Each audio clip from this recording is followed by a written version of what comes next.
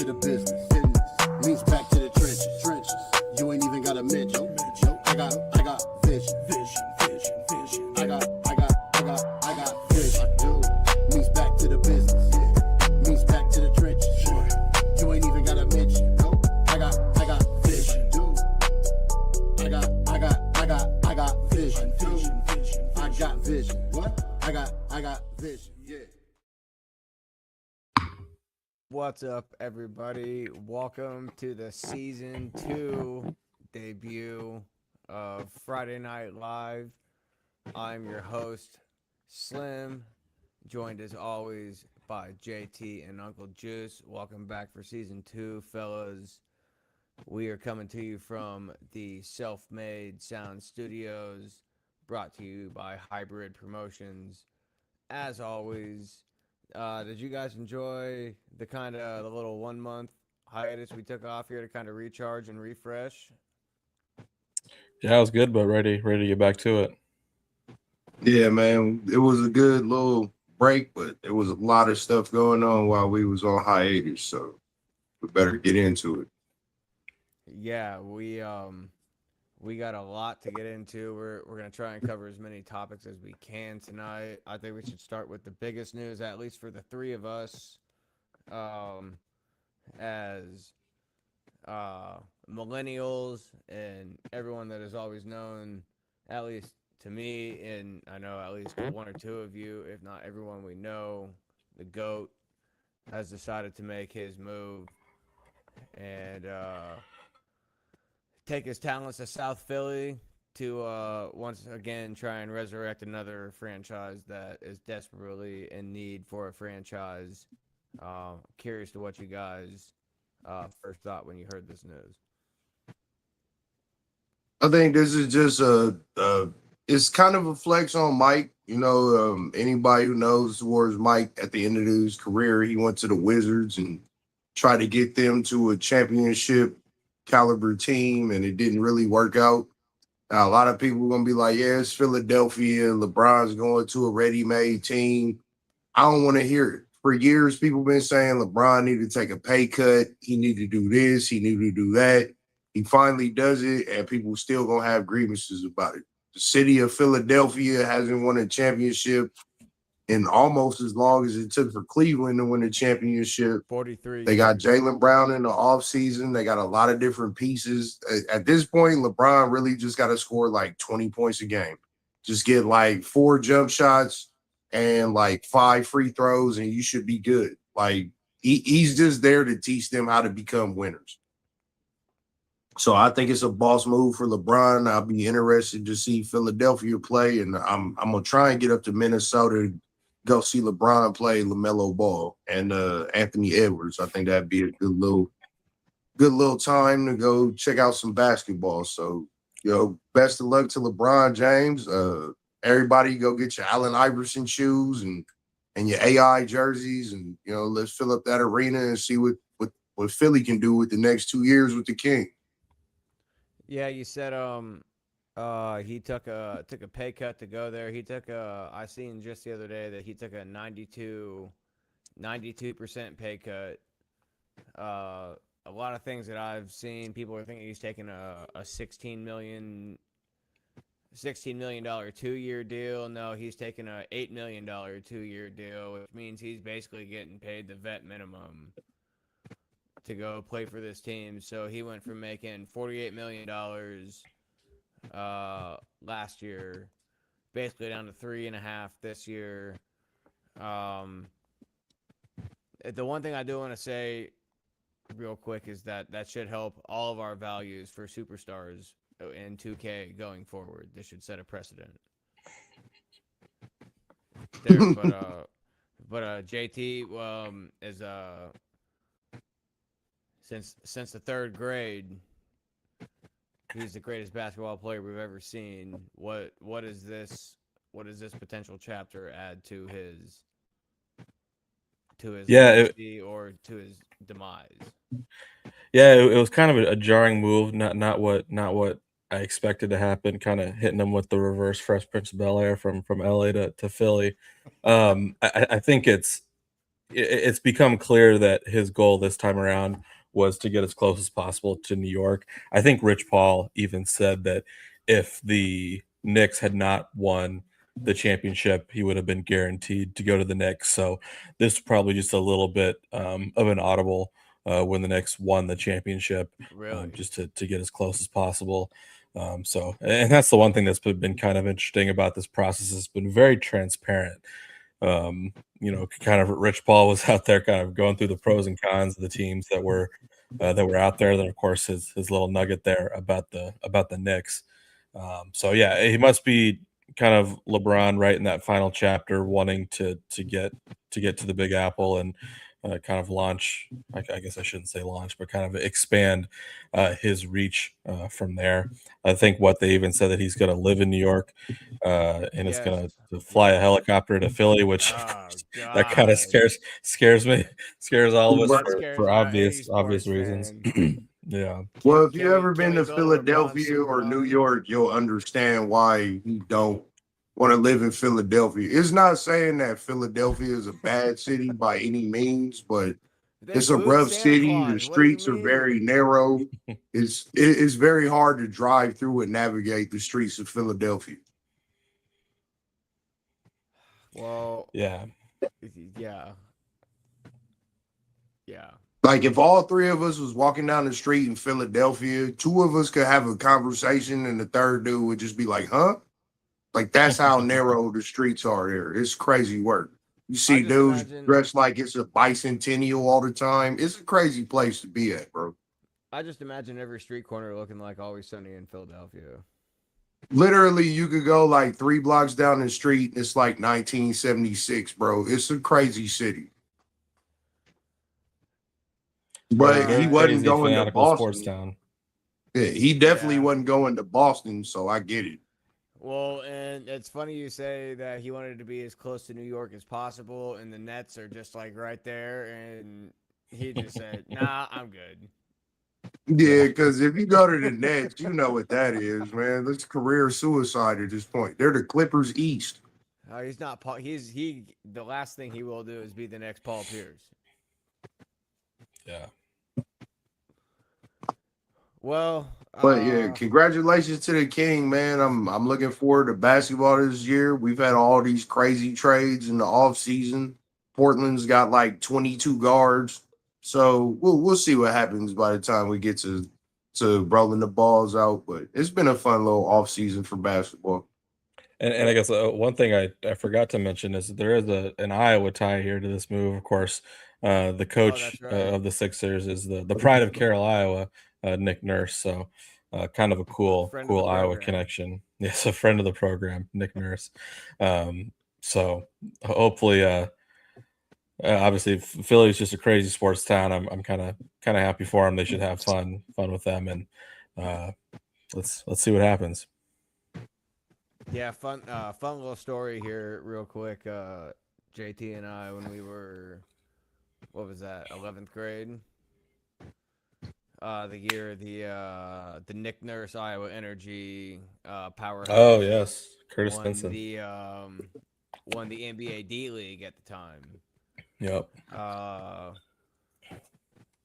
JT entered a Twitter contest after we had already bought tickets to this game in the middle of school, and somehow won this contest and got us floor side seats to Game 2 of the D League Championship Finals, with full access to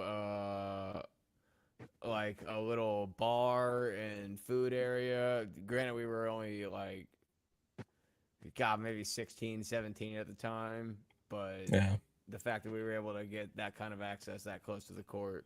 They ended up losing the game, but they won. Yes, they lost the game. They won. Series.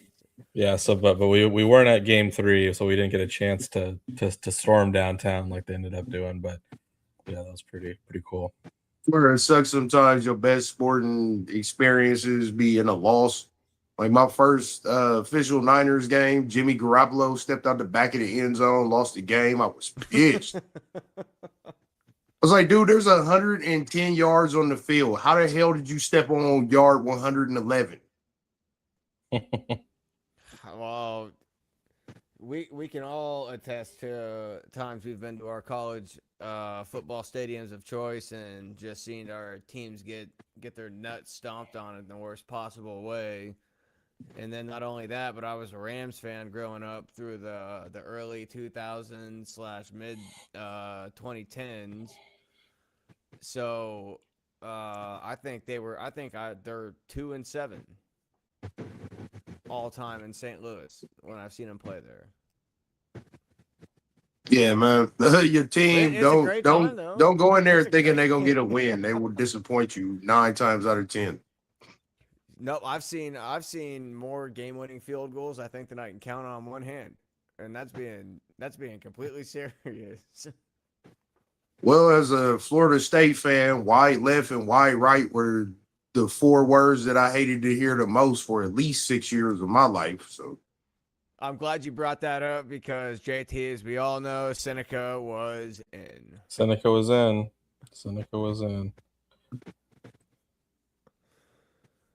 Oh man, just what other than the Kawhi Leonard deal going on, is there another trade that really stuck out to you? I know you kind of touched on Jaylen Brown a little bit, but kind of want to get away from the 76ers. I obviously Giannis is out there, but was there anybody that really kind of stuck out to you that maybe moved underneath the radar?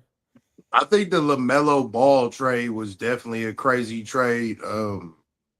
But it was well needed because getting rid of Randall, it was just going to be everybody just double and triple team Anthony Edwards all day. So I'm interested to see how that'll work. And then the Ja Morant trade, because like I said, Portland's got like 12 guards right now. Right, I forgot about that. Like most of the team is point guards and shooting guards. I don't know where they're going with this. Maybe they about to get some G League forwards or something, but it's looking pretty crazy right now. Yeah, what do you do if you're Portland? I totally forgot Ja Morant went to Portland. I seen his new jersey the other day. Say that a Ja Morant trade gets buried into the dust. Yeah, I seen his new jersey the other day. He's number 1 now. We went to the NBA store when I was at Mall of America, and I seen his new duds. So, also the Timberwolves got some pretty cool Prince-inspired jerseys coming out this year. So, that'll be interesting too. But yeah, I think I might have to go back up there, slide up there, go see King James play ball and see LeVar Ball and all his glory and madness. Yeah, we might have to plan a whole little trip around that once the schedule comes out. See what it looks like, because we already know the King is in his final years. That's going to be a hot ticket. There's going to be a lot of hot tickets throughout the league this year. The way these teams are starting to get developed, with the way these new superstars are starting to come up. So lucky for me, I met a lady who has seasons tickets to the Minnesota Timberwolves. So I'm trying to see what the King looked like on that court. I got to see him once before he retires. The fact that I've waited this long almost seems kind of criminal, and I said that 10 years ago. I'd go just about anywhere. I paid to see him twice. I've actually got to see him play once. I paid to see him in Denver. He got scratched like 3 hours before the game. He's only missed 10 games in his entire career. Yeah, he got scratched like right before the game. I was super pissed because I already bought my ticket. So then we fast forwarded like a year, and it was like December, and they were playing in Chicago. So got to see him play in Chicago. So it's one of them things, man. Like, you live in a microcosm of one of the greatest players of all time. So if you ever get a chance to see him play live, it's bucket list type shit. I never got to see Jordan play live. I seen him play on TV for decades. That's a fucking great point. Never got to see Kobe but play you know, live. So you gotta see them dudes when they in their prime. You know what I'm saying? Because that window is so small, and before you know it, they'll be throwing flowers at him and talking about how great he was and getting ready to ride him off into the sunset. So, and we could be witnessing it right now for all we know. But I think he's gonna have like a whole going away tour, like some Kobe shit. They're gonna glaze him in every arena What do you because think he the odds deserves are he it, man. plays another 5 years? That's I crazy. mean, I could see him after this Philly deal just being like, I'm just gonna be a 6-man for like 4 years. And he could just sign a 1-year deal and be like, I'm gonna go help this team win. I'm gonna help this team win. Like, can you imagine LeBron coming off the bench at like 46 years old, scoring like 22 a game? Crazy work. He said in an interview with the great Tyrese Halliburton that he thinks he could score 10 points a game until he's 65. Jesus. Well, you got to think about it like this. He said no, hold on. The way he broke it down, he said I'd probably get 2 layups a half and then get fouled once maybe. And that's 10 points. That's what I'm saying. Like, if you break it down like 10, 20 points a game, that's like 4 jumpers, a couple free throws, a couple layups. You layups. also have to understand LeBron is not your average unk. Like, he could still go out there and probably hit his head on the backboard if he really tried to jump as hard as he could right now. But I think other than Derrick Henry, he's the athlete that spends the most money on his body. And you can tell between Derrick Henry and LeBron James, they are in the gym, they eat well. Like, I wish Zion Williamson could go get on whatever plans that them two got so we could get him on the court. But that's a discussion for another time. Yeah, we could go on about this for hours. We will be going on about this for hours here at some point in the season. I wasn't looking to do an ad break at this point, but we will go ahead and do one here before we move on to kind of the legacy of Iowa State here. I just want to give a quick shout out to Hybrid Promotions and Self-Made the Label Music.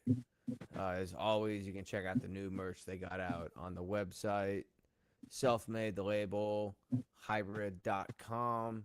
New merch is added weekly. You can use the code JT, the code SLIM, or the code JUICE to get 15% off your first order.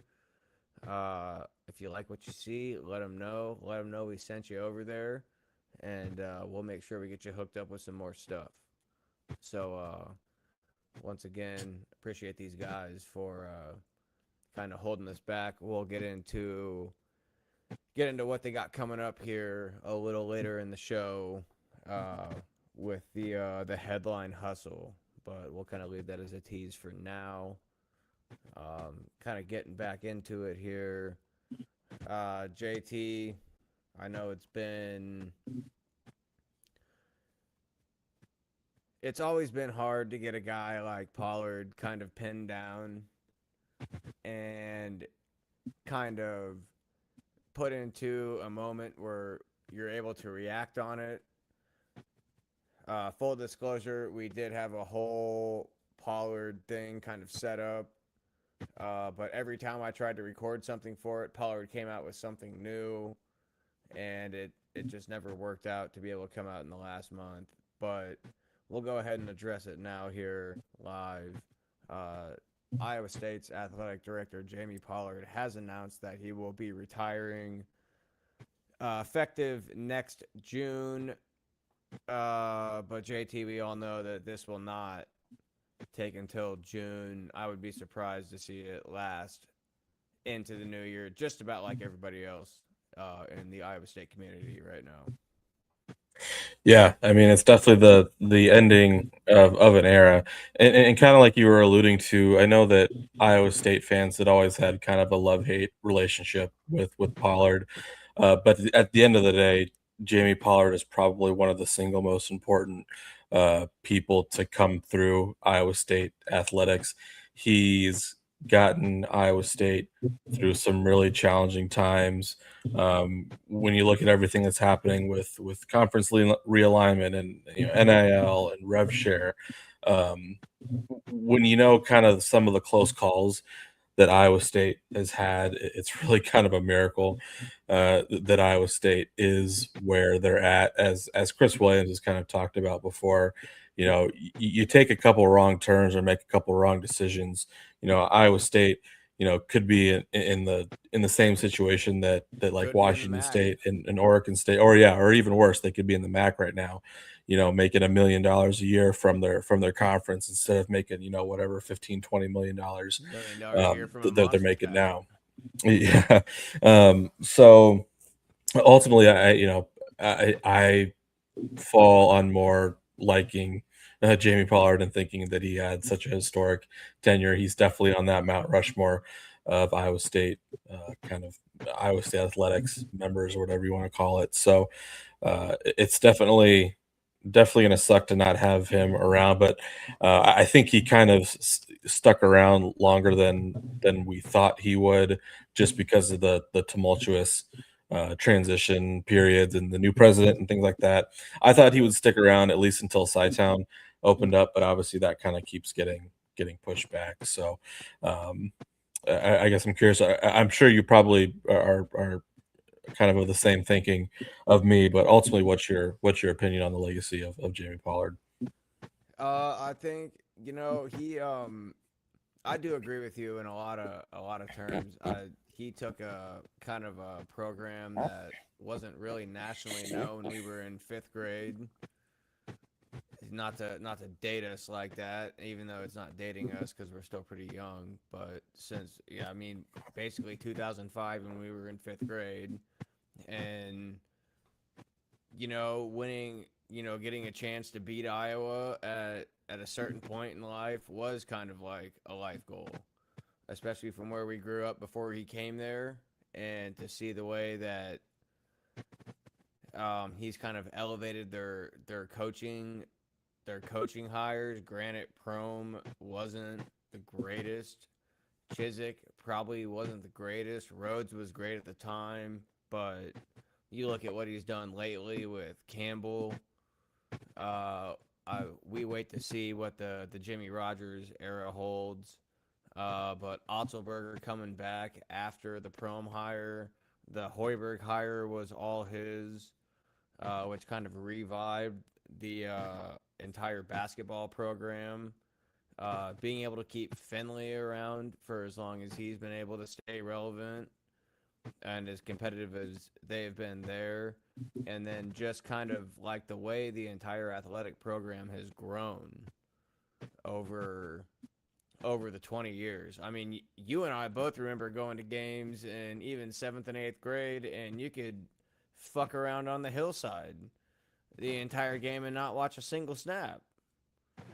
And they've really kind of taken it into juice. They used to sell hillside tickets at Jack Trice Stadium for $5 a piece. That's crazy work.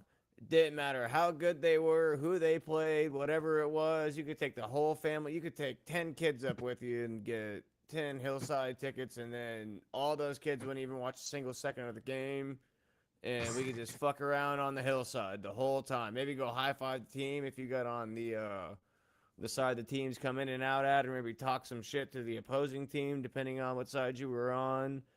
But growing up, going to the games, it was like you went to the Iowa State game, but then you would sit there and play football yourself in the grass lot next to the stadium while the game was going on.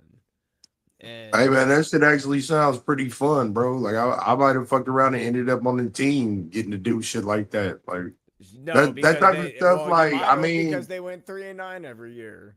it sounds bad like in retrospect, but as a kid growing up, that also sounds pretty fucking awesome. Like I'm not gonna lie, like that probably would have made me a bigger fan of the team, knowing that I got that much access to the stadium as a child. Like, you can imagine what they're gonna do when I'm like 17 and talented. And that might have something to do with maybe their overall. Like it clearly has part of your growth, fan base because you remember it so vividly. So I mean, it did what it was intended to do.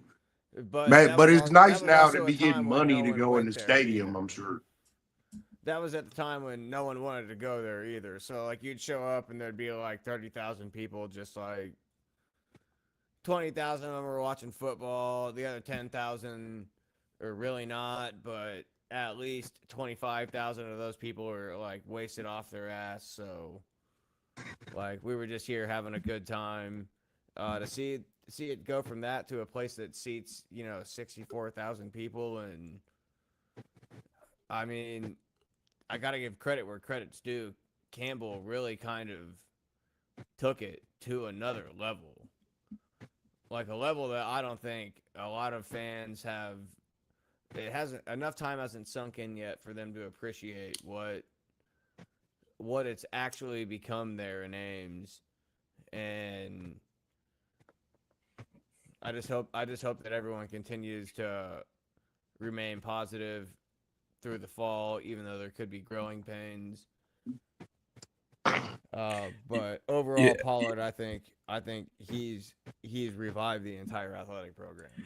Yeah, and you're right about the facility situation where Pollard has just done a fantastic job of kind of capitalizing on that opportunity where basically every college was improving their facilities. The facility situation really became an arms race, kind of pre Yes, NIL, pre rev share. And 2010 what or what so. was so critical about Pollard using that specific time frame to improve the facilities is because that's not something you can do anymore. Is that you have to put all your money towards That paying the is very players, true. and you're not going to see, except for these top high echelon schools, or maybe a school that kind of scams their local government into using taxpayer dollars to pay for it. You're not going to see a lot of these really sexy facilities anymore, because the whole thing was about how these guys that were playing in college would get drafted to the NFL, and they'd actually see a facilities downgrade in the NFL, which is of course because Well, the NFL JT, has to play their players. that's not 100% accurate because I don't know if you guys know this because we've been off for a minute. But the University of Northwestern is getting an $850 million stadium built for them right now. They don't have a good coach. They don't have any good staff. They literally are building the stadium first to attract the coach and attract people to come to the team. I just found out about this like 3 weeks ago. The stadium looks beautiful. And I'm like, where did Northwestern get this money to make the stadium? Well, they've been building that Yeah, that's been in the works for a while. for like 4 or 5 years. So Yeah, because I they've been get it's playing been in the works for temporarily. years, but where did they get the money for that when you can't get money to redo Soldier Field? Well, I mean, Northwestern gets a lot of money from the Big Ten. I mean, I get what you're saying. Like, obviously, Northwestern. I guess Northwestern's a private college. Yeah, so I mean, Is I it a think that private they're college? pretty. I believe they are. Yeah, so they're a pretty well funded institution. Um, so yeah, you'll still see that, but it's just kind of like Few and these. far between. Yeah. Yeah, I mean, I'm sure that they probably wouldn't be able to kick off that project now. I don't remember when they I dedicated that think the funds to it. stadium is supposed to debut either next year or the year I think it's after next that. year. It's still in the process right now. They're playing it. They're playing in the I think the soccer stadium. Yeah, they had a really nice temporary stadium right Yeah, there on the people said lake. that It was was pretty nicer than cool. what they were playing in before. A Yeah. lot of people said they should have just stayed there.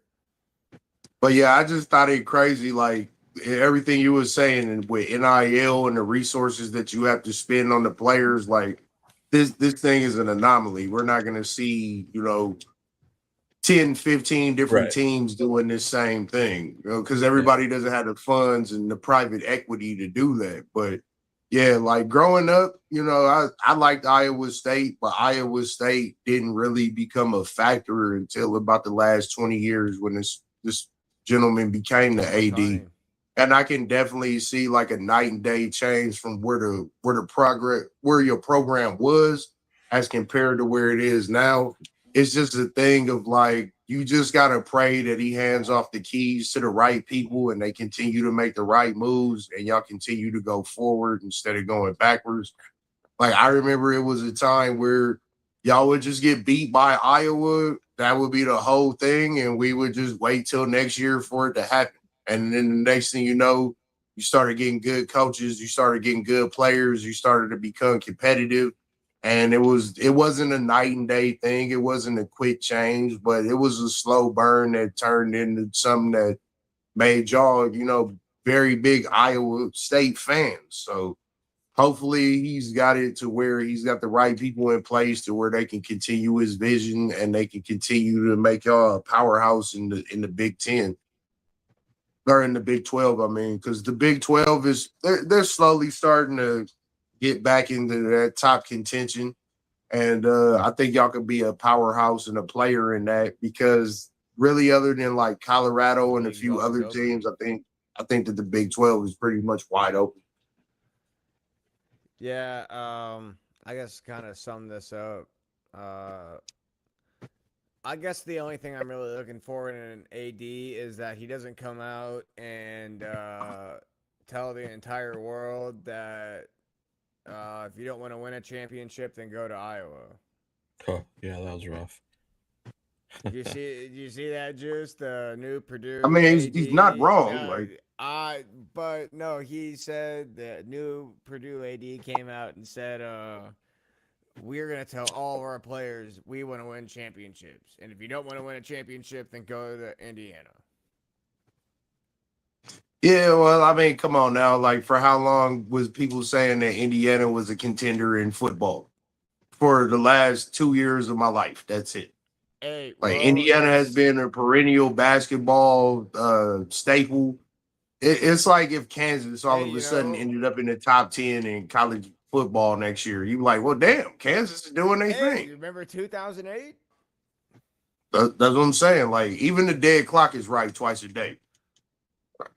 If I'm 7 years old and I see Indiana go 11-2 and then 16-0, and then someone comes out and says, "Well, you don't want to win championships and go to Indiana," I'd be, come on now. That'd be like the Spurs and 2K coming out being like, "Oh, we don't want to win. We're gonna let Wembanyama go." He talked about this, man. Signetti, bro. He got that mob money. He took like half a team with him to Indiana, bro. Like, in the days of NIL, for you to take like 22 players from a team to another team, that's diabolical. You basically took somebody's whole squad. You know what I'm saying? So it wasn't hard for you to it's not hard for you to rebuild a team when you take half of the team you had before you came there. You know, Juice, there's sometimes I don't think you realize what you're doing, but I love that segue that you gave me there. Why don't we go ahead and jump into, not the Iowa football schedule, excuse me.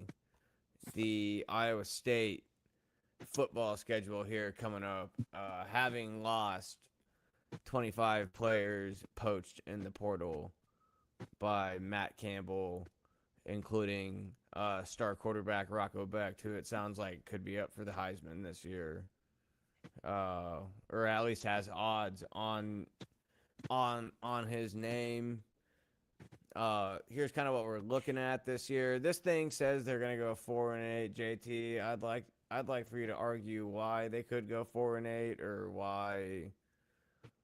I'd really like for you to argue that we won't see our last win on October 3rd this season. Yeah, there's just so many unknowns. I mean, I like to think that they'll do better than 4-8.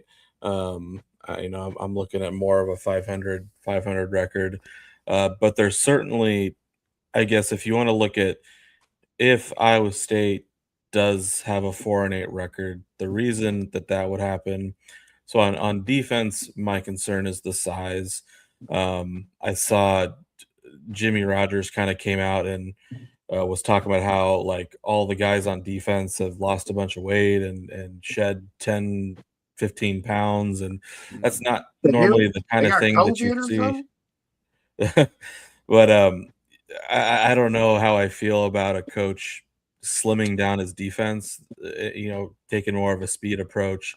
I joked when I saw that tweet, I kind of joked that this tweet's going to look really bad when Iowa runs for 328 rushing yards on us or something like that. So that it kind of makes me a little worried in the trenches. So that's kind of my overarching problem on defense. On offense, you kind of look at, are you going to be able to make the big plays, make the deep shots? Obviously, I love Jalen Raynor's ability to run. I like the foundations that they're building with the running game, the pro style offense. But is Rayner going to be able to make the big play, to make the big throw when it's necessary? So I think that's kind of your worst case scenario, would be because of that. How do you But feel about them? They seem to be really hinting towards that they're gonna run an absolute pro style offense, like it, almost even more professional than kind of what Kirk Ferentz runs in Iowa City. So like I'm yeah, kind of curious to see how that plays out, especially with a quarterback that kind of improvises. yeah, it's kind of an interesting point because we talk about the players formations plays that Matt Campbell had always said, and that's actually, I was listening to Cyclone Fanatics interview of the coordinators. I think Tyler Roll or maybe even Jimmy Rogers might have said the same thing about players formations plays. Well, I think it was Roll. you, I think you're you right. look at, obviously, Jalen Rayner is just a spread type quarterback, really prototypical college quarterback. And then even something else that we haven't talked about a whole lot is that Iowa State running back room is not very deep. Obviously, they've got Aiden Flora, but they've dealt with some injuries. They obviously dealt with Jalen Jackson, I think his name was, getting kicked off the team. Yep. So there's Which really was a only whole like fucking two or mess. three good options there in the running back room, and so those are two things that you don't really associate with the pro style offense of having the scrambling quarterback and having the shallow running back room. And I don't have the roster in front of me, but I think there are a lot more lighter speed type running backs and not necessarily the big bruising guys. So I think it's an interesting question, and I guess we'll have to The kid see. from Toledo is supposed to be the bruiser. I think he was the guy that signed after what's his name tore his Achilles. Well, yeah, I I think guess there was a that's guy how from much we that's just Tulane. how much we know about this team is we can't even name the players that are on the roster. I mean, like everyone's The been saying, question it's to you State. guys is why are they thinning out the defense? Why is the defense getting I lighter? don't. That's a really good Yeah, question. it's a good, They obviously don't they have they access to Omaha steaks or something? Like what's going on there? well, it sounds like it's an intentional thing to kind No, of shift more towards the speed approach. if I had to Okay.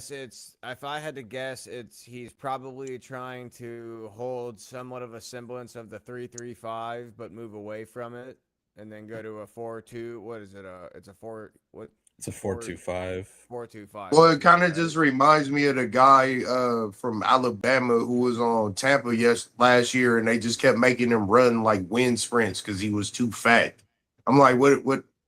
You drafted the dude, or you put him on the team? He was Oh, 400 you're talking pounds. about old boy from Florida. Yep.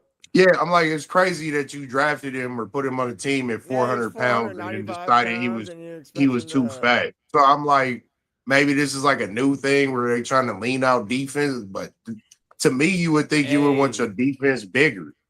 hey! Yeah. Shout out to future starting Vikings defensive lineman Dom Orange. And I guess once again, shout out to the Campbell program. But when Dom Orange came into Ames, Iowa, he weighed 405 pounds as a freshman, weighed That's a 425 as big a boy. sophomore, and slimmed all the way up to 375, and got drafted in the third round of the NFL draft this last year. And now it's probably going to I start mean, some the way Vikings. that y'all got decimated in the offseason, I probably would have tried to sign every player who played at Iowa Western. Because, like, it's the It's amount of got the players guys to that play y'all there lost. can't play in college. Look at Hunter Dude, it don't Decker. matter, man. Like, we got to get somebody out here. JT, we need the. Can I have some money? Like y'all walkout program needs to be immaculate after like 35 dudes leaving. That's a lot of people, man. That's like a whole senior class in some towns. Nope, it was an 80-man turnover on the roster. They're returning 3 starters and I think 15 guys that were on the roster last year. That's why I'm glad the new college football is out because it puts this in perspective. Like last year on college, I was University of Virginia. I had 47 players leave when I started the game. There's only like 90 dudes on the team, bro. So it definitely shows you how college football has changed, that you can lose a whole team in the offseason to one team. That's crazy work. That's got to be some type of collusion or something, right? You would think. JT, do you think if Pollard does hire Mouse, do you think it works out longer term than it does shorter term, or do you think maybe he learned from bringing in Prom to put a Band-Aid on a good situation? Yeah, no, I just think there's just so much precedent that hiring the assistant coach is just not the move. I went through it multiple times on the Drake side of things. Yeah, I think hiring maybe would have made us feel a little bit better because maybe some of these. Well, maybe they go 10-2 next year, and they almost make the I don't know about playoff that. or whatever. It's just the easy move is to hire the assistant. He's supposed to know everything that the coach knew, but that's not how that works. Well, and it was only his second year as even an offensive coordinator. Like that's the really crazy thing is that everyone was caught. It might have actually been it wasn't his first, was it? No, it wasn't. Well, It was we see this every year. We see this every year with New England. Like everybody's like, "Oh, this Belichick disciple was supposed to be the new Belichick," and it never happened. Josh McDaniels has coached for the Patriots 17 times because he gets fired from every head coaching job he's ever gotten. Well, from what I hear, outside of coaching quarterbacks, Josh McDaniels is an idiot. I've heard that from several NFL players. Like he is just not a smart man. He's up there with like Adam Gase as far as like just not being a leader of men. Well, apparently Adam Gase had other problems other than coaching men. When he had a problem with his nose. Bell. Yeah, according My to man had a Le'Veon problem with his Bell nose. was talking about. Yeah, I don't know. JT, you said what, 5-7? You'd feel all right with a 5-7 for the. Yeah, I guess. Yeah, that's kind of the bare minimum. But obviously, really hoping for the 500 and go to a bowl game. My dad said 7-5. I don't know. I mean, with the decimated roster that y'all have, 5-7 is a feasibly good season. 7-5 would be a 10-win season for this team. Because if you're 7-5, that means you're going to a bowl game with a chance to go 8-5. And if you Very go true. 8-5 in that first season after you just lost your entire roster, that tells the entire college football landscape, Ames is not. Well, to me, the biggest question is how many of those first games are at home to get you momentum into the season. I think 3 of the first 4? Now, see, 3 of the first Right, 4 that could get you some decent momentum. Three games at home. If you can win 2 of those, you might be able to start off with some decent momentum. But the fact that your roster was decimated like that, like 4 of the first 5 are at home. Yeah, they don't travel out of the state until that game at BYU. Yep. Yeah. So see, and that could be the best for y'all. Yeah, that's probably for the best for y'all. You can get at least 2 of those wins and build some continuity with the team. But with a team that's decimated like that, like anything more than 4 wins, y'all got to cheer and applaud that because that's like losing a third of your football team. That's crazy work. JT, I'm looking at these numbers again. What are the fucking odds they end up 4-1 in these first 5 games, and then they lose like 4 straight?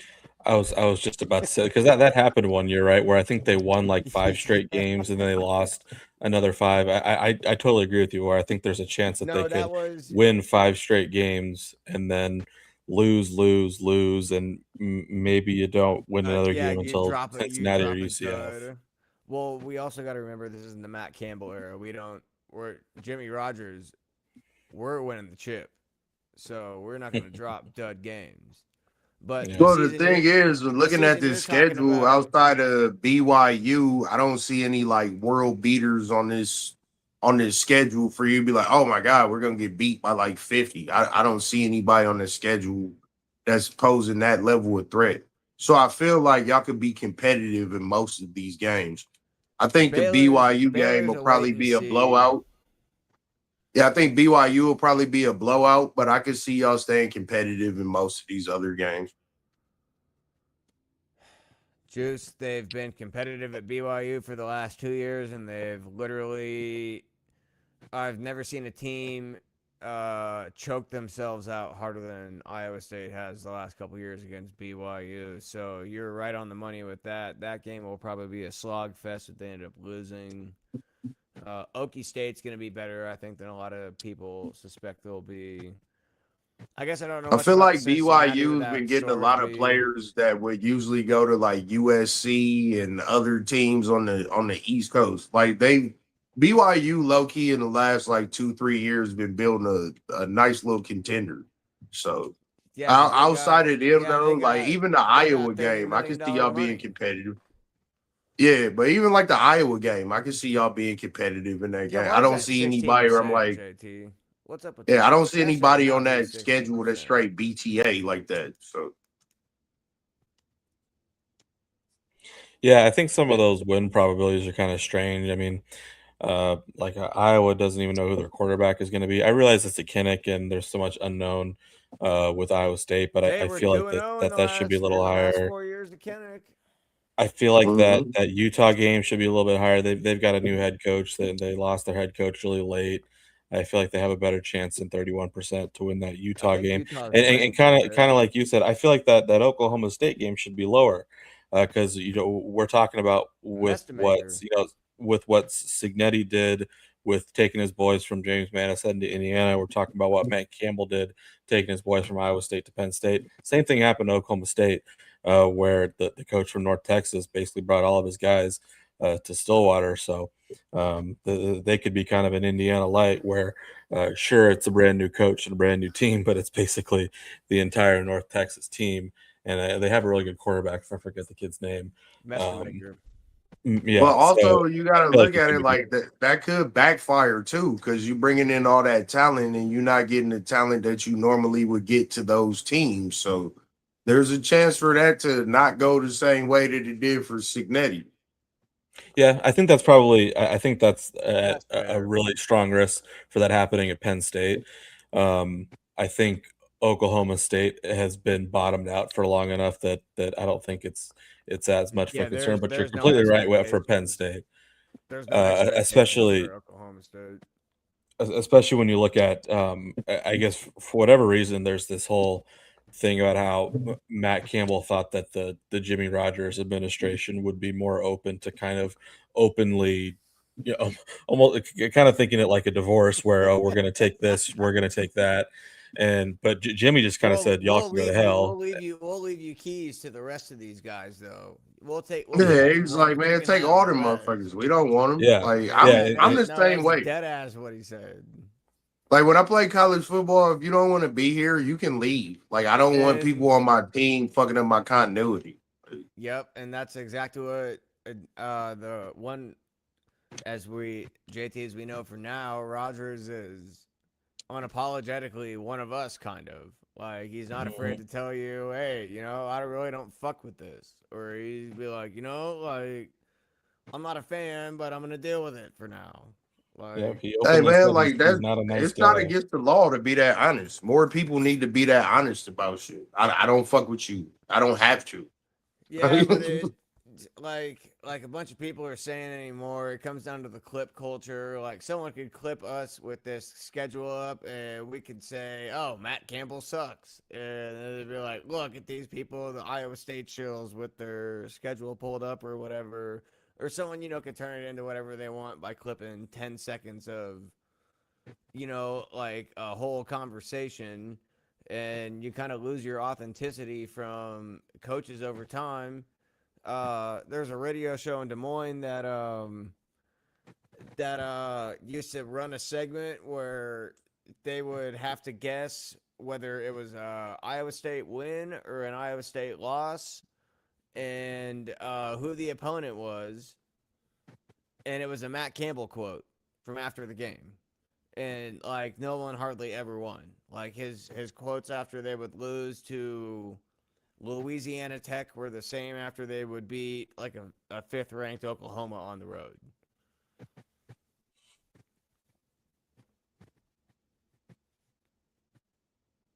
Yeah, man. I don't know, man. They put cameras in people's faces too much. Like the segment we about to get to in a little bit with Raiola. They just put cameras in people's faces too much. Everybody don't need a camera in their face. If you're not the starter, we shouldn't be talking to you. If you're not the coach, we shouldn't be talking to you. Exactly.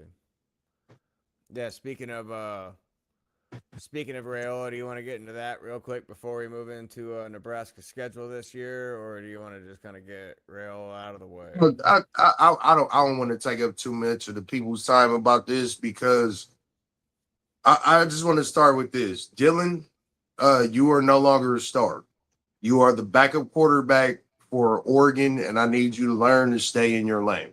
You are the backup, and after tonight, we're not going to talk about you unless the starter gets injured and you end up starting. Because when you left Nebraska, you circumvented being a star. You were a star here. You were a legacy player here. And it's funny how you talk about how great Oregon is, but you don't talk about how much better your offensive line coach is now, do you? Because who was your offensive line coach when you were here? See, we pleaded and coddled you like you were an infant baby in the incubator, and then you broke your leg versus USC. And let's keep in fact the fact that you were on your back like a whore on payday most of that season. Now you went to Oregon. Oh, there's no cornfields. There's mountains here. There's way more talent here. Okay, that's obvious because you're in the Pacific Northwest. But they got a 5-star quarterback who's 19 years old. And it's funny because I remember a few years ago, Nebraska had a 5-star quarterback who was 19 years old. So you might not even start for your own team, sir. You signed with a team when nobody knew if their quarterback was going to the NFL or he was coming back. And now he's coming back. And they got a 5-star quarterback behind you. So you might not even start next season. Maybe just pump your brakes, grab your playbook, and start doing all them things that you talk about is so great to do in Eugene, Oregon, like reading in the mountains or getting with some of those players that you claim that are better than the ones that you had here. Because when you were here, you were a star. You're not Patrick Mahomes. If anything, you're Fatrick Mahomes. You can't run. You're brittle. Like, if I gotta call you out like we on X's terms, we can do that, bro. Like, we can do that. Like, I get it. Nebraska's your ex-girlfriend. You got this hot girlfriend and she buys you Taco Bell every Tuesday. That's cool. Maybe stay on your P's and Q's. Stop worrying about Nebraska and worry about how long it's going to take you to be the starter in Eugene, Oregon. Because once you left on that plane out of Nebraska, you circumvented being a superstar. Maybe stop cosplaying as Patrick Mahomes and put in the work that Patrick Mahomes puts in. Because in a little bit, you're going to end up being a shoulda, woulda, coulda instead of a top pick in the draft. Because if I'm looking right now, you're going to end up transferring to another team or you're going to end up going in the league in the 5th to the 7th round.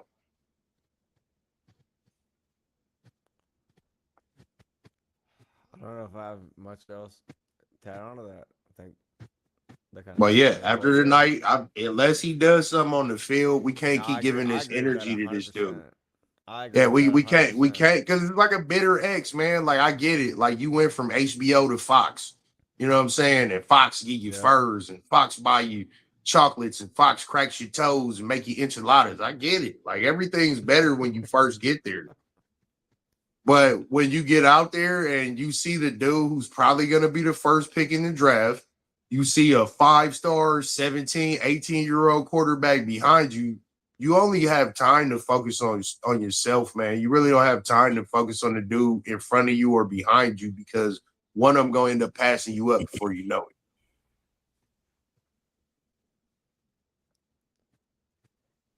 Yeah, well, I suppose with that being said, moving on in the Nebraska era, JT, you got anything you want to add on to that, or Nope.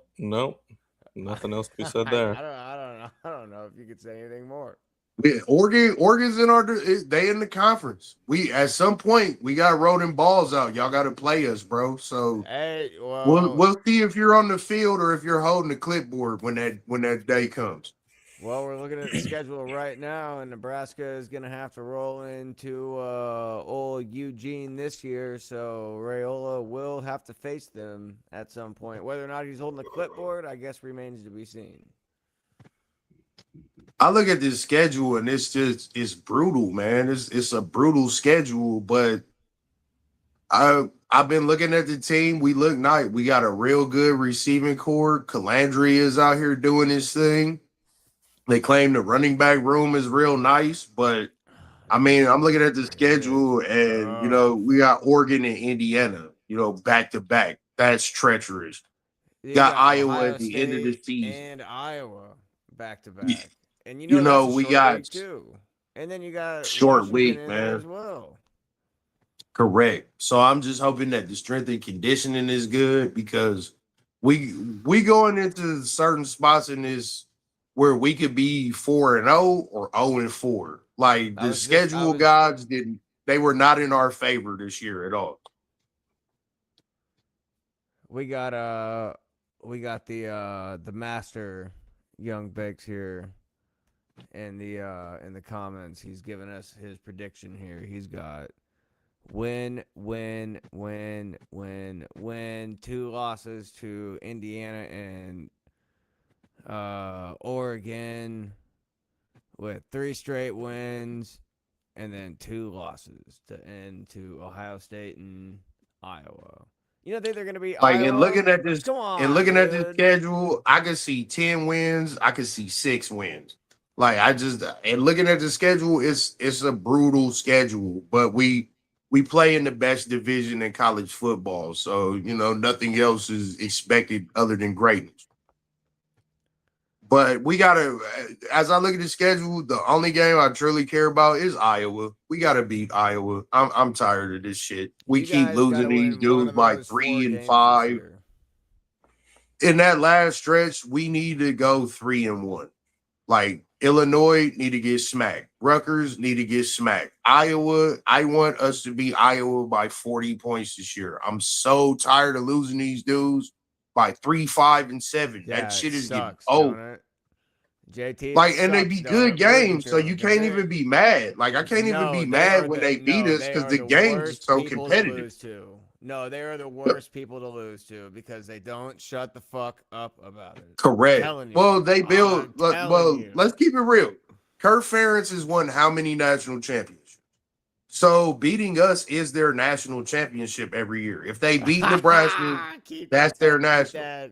Keep that alive. I live over here, bro. I talk to these assholes all. Oh yeah, well we win 9, 10 games a year. Yeah, but you never win anything. You never play for anything. Where's your national championships? Just, I'm telling you, you're coming at them all wrong. You say, yeah, you guys won 10 games that one year. How much did you enjoy watching your football team play? Yeah, when you had a quarterback that you was begging to get bench half of the season. You won every game 9-7. Yeah, that kind of shit. Like you was winning games by backing out of a loss. Like you're proud of it. And then, mind you, the year that they made the Big Ten championship when they went 12-0, they got fucking bitch slapped by Michigan and lost like 45-3. Because this is my thing. I feel like Kirk Ferentz is a very good college coach, and I remember there was like a 10-year span. Saying tone it down 13%. There was like a 10-year span where it seemed like every year Kirk Ferentz was going to go be the coach of the Browns or the Jets or one of these mediocre NFL teams. And for some reason, every year he stayed at Iowa because I think he knows his ceiling. My ceiling is Iowa. If I go other places, I'm not going to be as good of a coach there as I can be at Iowa. There's Well, I'll low tell you what, expectations for the Iowa Hawkeyes every year. he's reached the ceiling almost every year. As an Iowa State fan that's watched it for years from the outside looking in, you're almost envious. You wish you could. Like as a grown man, at some point, I'm like, he's got to go coach at Iowa State just to win them 10 games, just to say he's the greatest coach in Iowa, right? No, we don't want him. Y'all don't want it. We were so close with Campbell to finally being on even ground. This was supposed to be the year where Campbell comes back and they have a chance to win the Big 12 as the underdogs that could either go 12-0 or with the schedule they have this year, maybe 10-2 and sneak into the playoffs. And now that entire roster and that entire thing is blown up and it's in a different fucking city. And you want to talk about having to rebuild Rome overnight.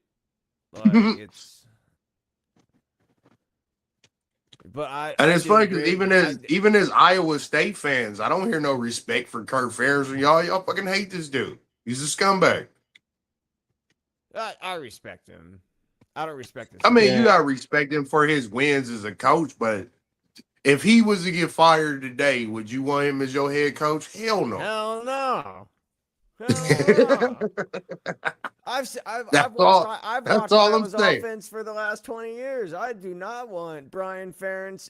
I don't even want his bloodline in my city. I mean, you would have a really good tight end room. Great. We just had that.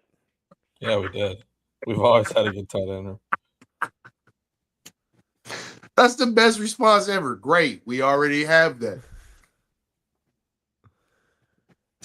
That's that dead clock is right twice a day, bro. I tell that to Iowa. Hey, man, we so good. We're Iowa. Yeah.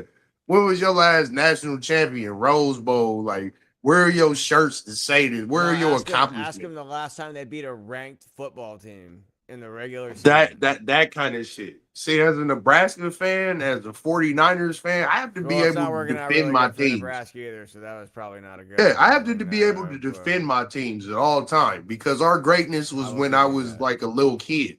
You know what I'm saying? Like I go into war with Cowboys fans. Well, y'all ain't won a Super Bowl since the year after we won a Super Bowl. Yes, but I can get Super Bowl. We're gonna be in our 50s going. Remember when Iowa State won the Fiesta Bowl in the COVID year? And I tell, but I can get Super Bowl merchandise that says 49ers on it up from the last 2 decades. Can you? I can get a Fiesta Bowl. And last thing Cowboys Super Bowl on it is Super Bowl 30. Technically, we all could. The last thing that the Cowboys had Super Bowl related was from Super Bowl 30. I remember because I had their jacket. My uncle gave it to me and I gave it back because I don't F with the Cowboys. I had a Cowboys Super Bowl jacket, gave it back. I'll take that Steelers one. I can't be seen wearing this Cowboy shit and be a functioning part of society. I just can't do it. Because my hatred of the Cowboys runs deep, all the way to Little Giants deep. But yeah, looking at this schedule, Nebraska it's not going to be easy, but I think we can make a bowl game. I think we could make a little bit of noise, but and I want the people from the SEC to hear this. We play in the hardest division in football. SEC, come at me, because when is the last time y'all won something meaningful? I'll wait. SEC, come at me, bro. About 4 years now, and the last time they won, they beat a Big 12 team. And yeah, you beat a team that wasn't from our division because y'all don't want that smoke. That's right. That's why y'all got teams coming in from California and all over the United States trying to compete. Nope, ain't gonna happen.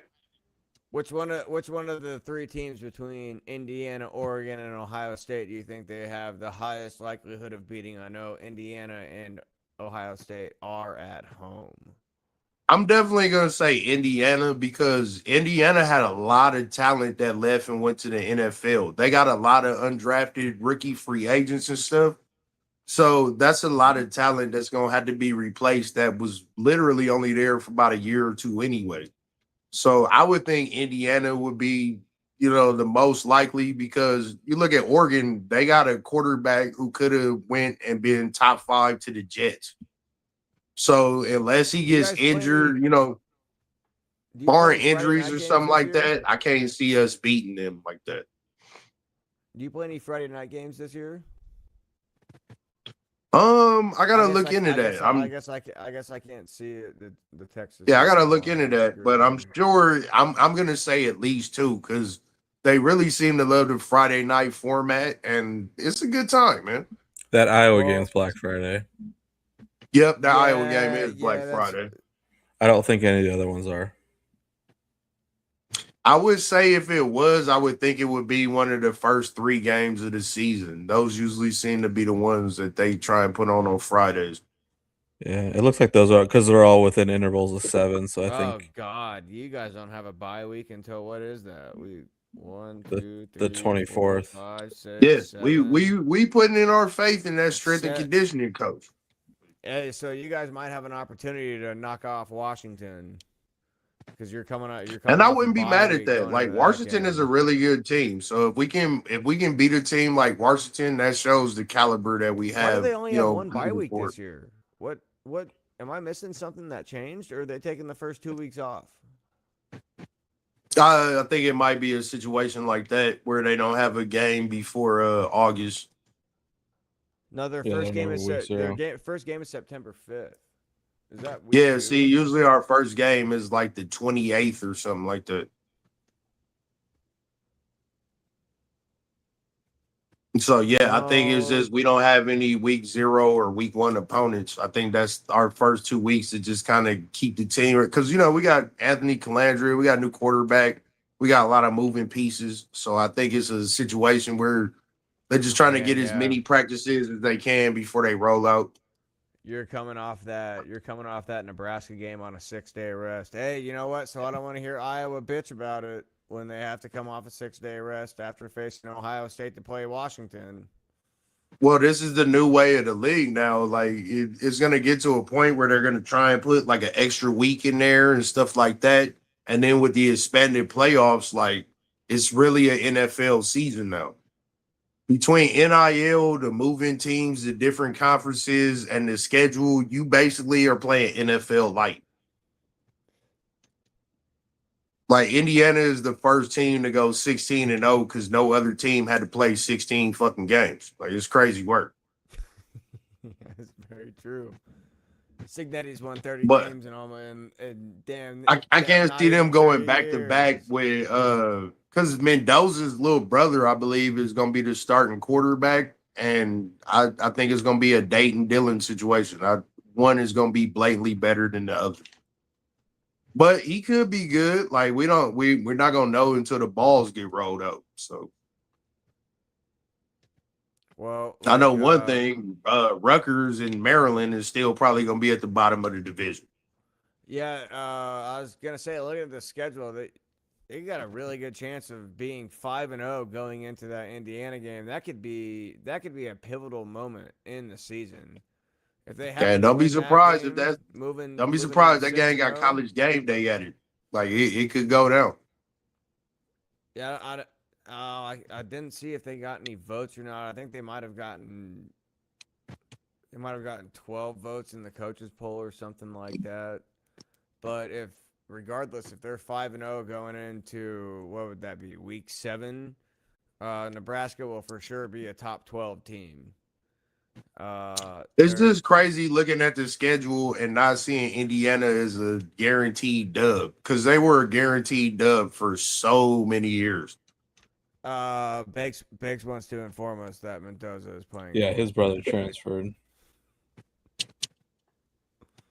Oh, speaking of Nebraska, we got I believe he plays tight end from Louisiana that we're looking into. He's a tight end / power forward.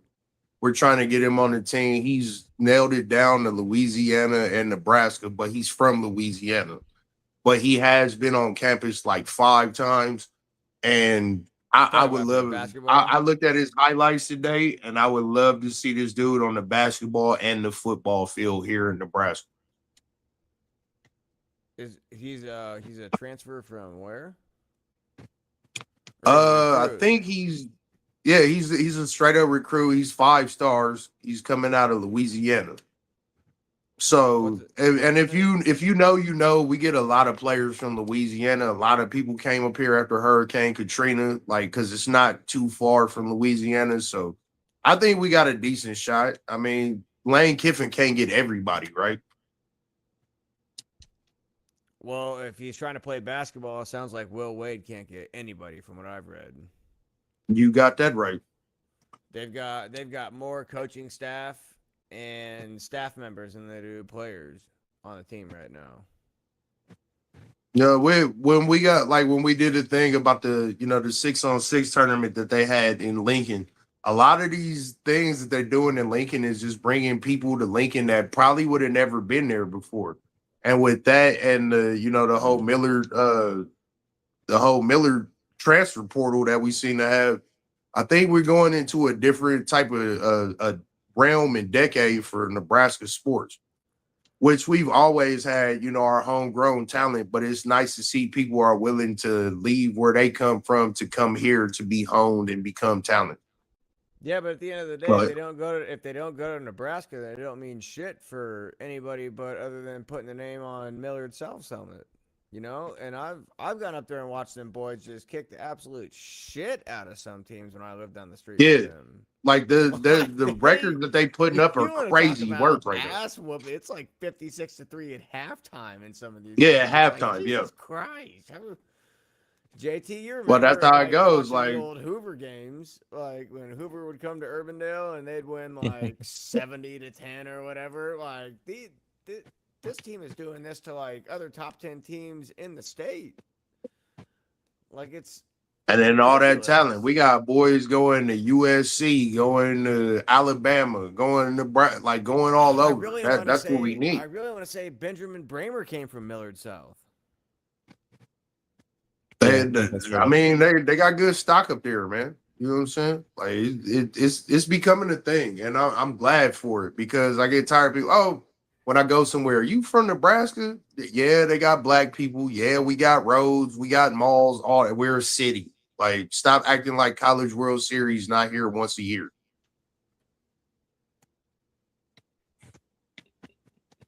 Hold on, I'm listening to you. I'm trying to guarantee where Bramer came from. But yeah, I'm excited for football. That's why I always get excited when my birthday comes. I'm like, my birthday's here. Football should be coming within 2 weeks after it. Ben Bramer went to Pierce High School. Pierce High School. I don't know where that is. Juice, you know where that is? Pierce, Nebraska? I'm trying to even think where the hell Pierce, Nebraska is. I feel like I've driven through it at some point. All right, we got to pull up the maps now. Certain parts of Nebraska, I just only think of them like, did I go through there when I was driving to Colorado? I feel the same way. Did I see a sign? Oh, I think you're right, actually. Now that I think about Pierce it. is more up towards Sioux City almost. Okay.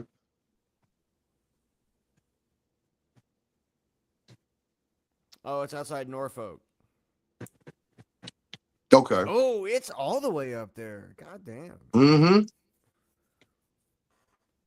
And to think, JT, we almost watched him die on a football field last year. Yeah, Jesus. Oh, that's probably one of the scariest moments of my entire life. It's a cold world, no blankets, man. You can die doing anything. That's why I hate when people be like, wrestling's fake. Can you die doing it? Yeah, then it ain't fake. Yeah. Yeah, hey, before we get into that, Juice, I got some questions for you about your recap on WrestleMania. But before we do that, I Not WrestleMania, SummerSlam. Sorry, I'm sorry. See, It's all good. I'm the wrestling dude here. I don't expect y'all to know the names, all this shit. that's why I got you two here. But I do want to give a quick shout out to once again Self-Made and Hybrid Promotions. I would like to announce formally that Headline Hustle will be going on at the Beach House on August 21st. It is the first show that we will be having back at the Beach House. We thank the Beach House as always for having us having us there, being great hosts. Kind of went through a little tumultuous period, but it's obviously all been settled. So hybrid promotions, OTT, and self-made, the label music will be back there with key headliners from Dre Day Machiavelli, Jamie Triller, and self-made's own Austin Believe, as well as Crooks, Brody One, and Chubbs Bumperson from Self-Made, as well as Bowman, Boyd, and Young 44, Ron. Again, that will be on August 21st, coming up here.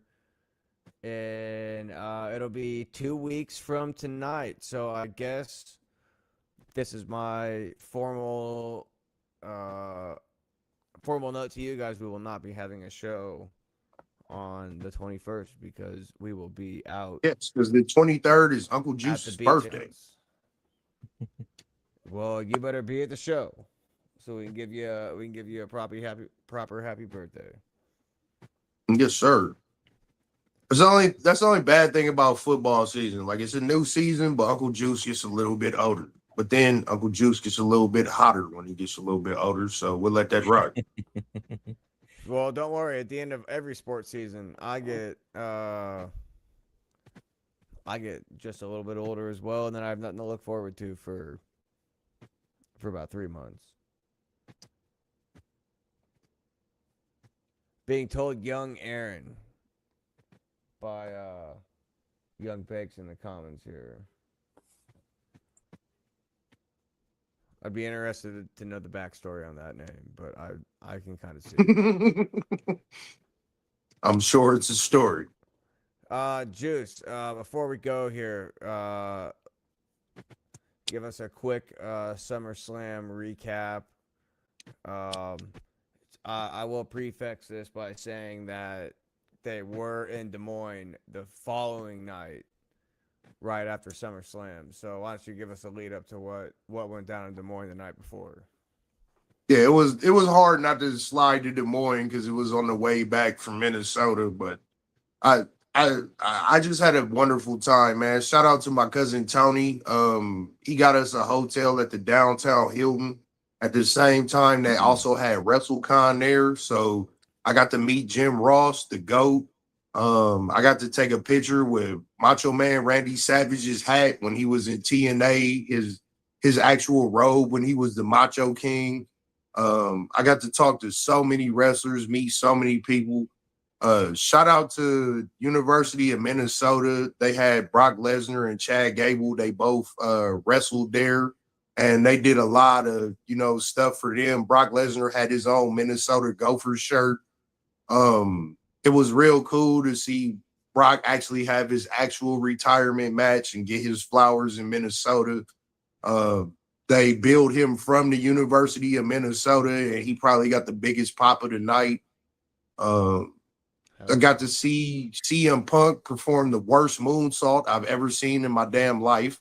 I could do a better moonsault than that at 40, and he should probably not do that shit anymore. The tribal chief, Roman Reigns, beat Seth Rollins. As most people know, I hate Seth Rollins in Davenport, Iowa, so it was nice to see that happen. And beautiful facility. One of the coolest stadiums I ever been into. The stadium is probably like 80% glass, but somehow they have an entire Viking ship on the front of the stadium. It's one of the coolest things I've ever seen. I would say I'll probably put it number 4 out of NFL facilities that I've been through. I really like the facility in Las Vegas. Caesars down in New Orleans is really good. But yeah, Minnesota was very hospitable. My only grievance about the state, they have the exact same food there that they have here.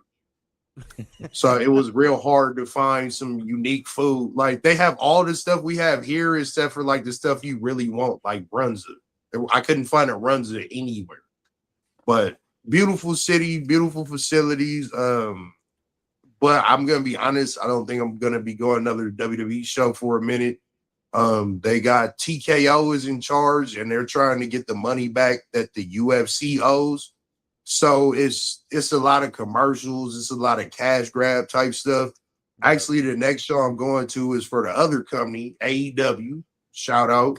We're going in October to Phoenix. My brother lives in Phoenix. He looks exactly like me. It's actually kind of weird. So we're gonna go to Phoenix, check him out, and see a little bit of wrestling and come back and get ready to watch them go to Saudi Arabia, which a lot of people have grievances with.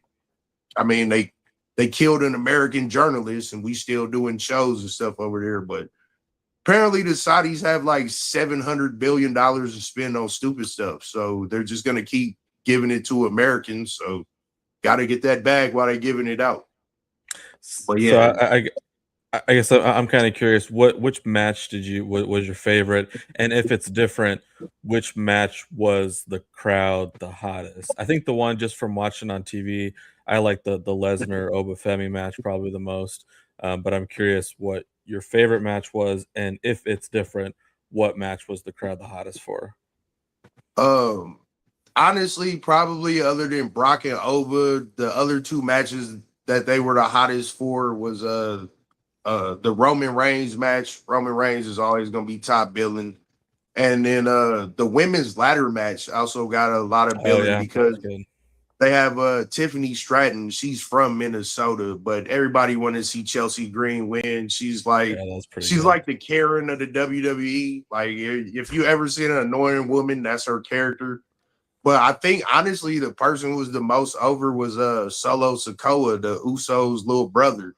He's getting to a point where he's kind of like becoming like The Rock. Like he's real funny and everybody's into him. So outside of the people from Minnesota, he probably got the biggest pop. I think the match that had the most hype to it was Brock versus Oba. Like I can just explain it in one word, aura. Like when Oba comes out, it's a whole vibe. Everybody's dancing, everybody's chanting his thing. And then you got Brock Lesnar, he's the homegrown hero. So that match was high. I think the best match was probably Roman versus Seth because it's got the best story to it. They used to be in a group of 3 men and they basically took over the whole wrestling game. The other guy is in AEW. Both of them are the last 2 there. And Roman Reigns I watched this dude get booed for 11 years. I was there. I once booed this man for 9.5 minutes. And to see where he's come from there to where he is now, like he literally is the modern day Hulk Hogan. So it's a beautiful thing to see people grow and progress. He's also a Niners fan, so I can't hate him just for that alone. But yeah, it was a cool vibe. It was my second SummerSlam. SummerSlam is always around my birthday, so it was always like a tradition that we would get it. My cousins would come and hang out. So it's cool being older and being able to drink and kick it with these dudes and kind of tell them what they meant to you. I had a long talk with Matt Hardy. I talked to Perry Saturn. I met the $1 Million Man's son. I tried to meet the $1 Million Man, but he was getting his bread. It just didn't seem right to interfere with the $1 Million Man getting his money. Right. But I had a blast. Again, shout out to my cousin for getting us in the hotel at WrestleCon. I was literally meeting the dude is about to be the world champion in the other company. I met him coming out the elevator. Like it was a great experience. I tell everybody, if you ever love wrestling or you still love it, man, go to WrestleMania week. Just check out the vibe, man. You'll see so many old wrestlers that you ain't seen. You'll see childhood heroes and shit. And some of them is cool. Some of them is dicks, but some of them is cool. So, yeah, man, I had a great experience. Shout out to the state of Minnesota. I can't wait to get back there. Beautiful state. A lot of beautiful people there. Had a great time. I was kind of bummed to see them take the USA belt off Trick Williams and put that on Baron Corbin. I really didn't see that coming. Yeah, Trick Williams, he's hot right now. He's where Booker T was in like 2000. So I think he lost the belt because they got Money in the Bank coming up here soon. And that's like a guaranteed title shot. So I think they're getting ready to put him in that top echelon. Because right now, the biggest thing is everybody's got gray hair. Everybody's 40. You got to start pushing dudes born in the 90s, in the 2000s. Like, that's how everything progresses. It would be weird to be watching the Cowboys and still see Emmitt Smith out there running the ball. Yeah. I'll tell you one thing though, I am looking forward to this CM Punk Kevin Owens feud. I didn't get a chance to watch SmackDown tonight, but it sounds like that they were money tonight. And I'm looking forward to see what those can do. Kevin Owens coming back from a serious neck injury, one of my favorite wrestlers. So Oh, he's the best. I honestly hope he beats CM Punk, man. I don't like CM Punk. I stopped being a fan of his about 2 years ago because he at some point everybody turns into Hulk Hogan. And if you know, you know. I wish he still did that pop-up powerbomb, but he's a hell of a wrestler to watch.